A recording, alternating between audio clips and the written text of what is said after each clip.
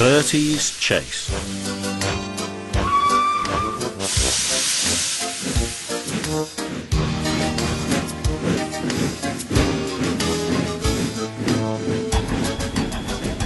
Peep, peep, we're late, fussed Edward. Peep, peep, pip, peep. Where is Thomas? He doesn't usually make us wait. Oh dear, what can the matter be? Sang the fireman. Johnny's so long at the... Never you mind about Johnny, laughed the driver. Just you climb on the cab and look for Thomas. Can you see him? No.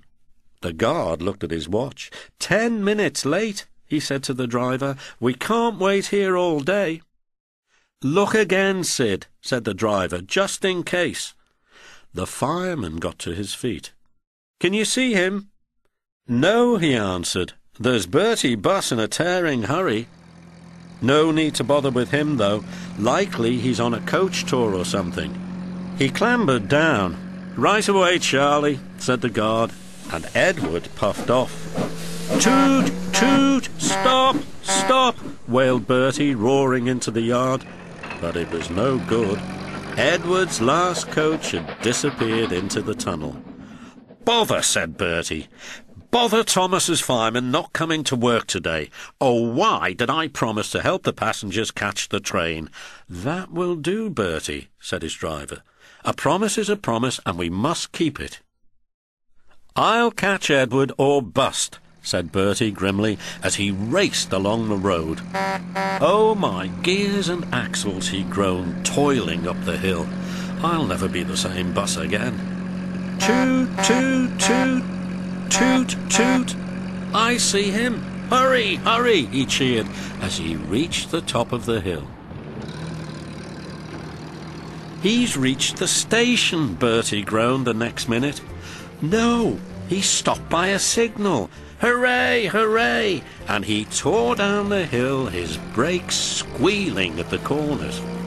His passengers bounced like balls in a bucket. Well done, Bertie, they shouted. Go it, go it. Hens and dogs scattered in all directions as he raced through the village. Wait, wait, he tooted, skidding into the yard. He was just in time to see the signal drop. The guard wave his flag, and Edward puff out of the station. His passengers rushed to the platform, but it was no good, and they came bustling back. I'm sorry, said Bertie unhappily. Never mind, Bertie, they said. After him quickly. 3rd time lucky, you know.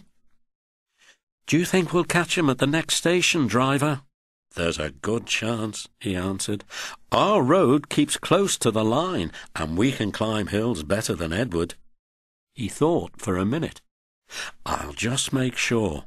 Then he spoke to the station master while the passengers waited impatiently in the bus. This hill is too steep, this hill is too steep, grumbled the coaches as Edward snorted in front. They reached the top at last and ran smoothly into the station. Peep, peep, whistled Edward. Get in quickly, please. The porters and people hurried, and Edward impatiently waited to start. Peep, whistled the guard, and Edward's driver looked back. But the flag didn't wave. There was a distant toot, toot, and the station master, running across, snatched the green flag out of the guard's hand. Then everything seemed to happen at once. Toot, toot, toot, bellowed Bertie. His passengers poured onto the platform and scrambled into the train. The station master told the guard and driver what had happened, and Edward listened. I'm sorry about the chase, Bertie, he said.